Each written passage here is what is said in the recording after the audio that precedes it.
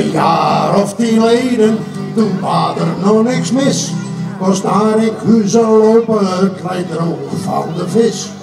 De beer trok zo aan boord, wat maken ze verhaal. En aan de kale hoek vond je zo 2 wegjes al. Nou direct zijn, wij kennen het iets zo meer als de bussen van ons broek.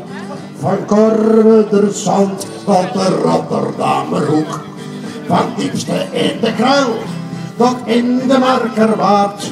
Daar willen wij vissen, zolang ons bootje vaart, dan hebben we goed heen. De schaatsen krijgt in vet, na de spiering op de kust.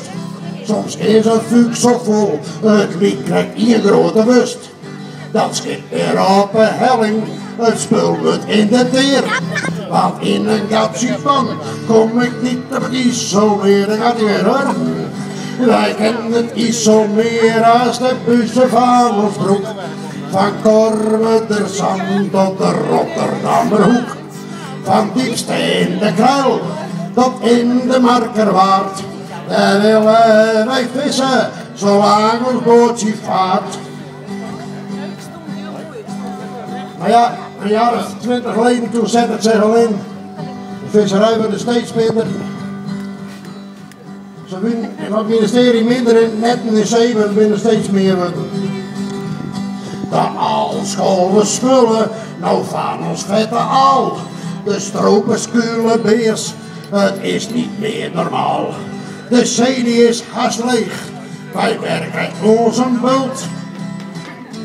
Maar we weten in ons hart, het is met ons eigen schuld. Daar gaat ie.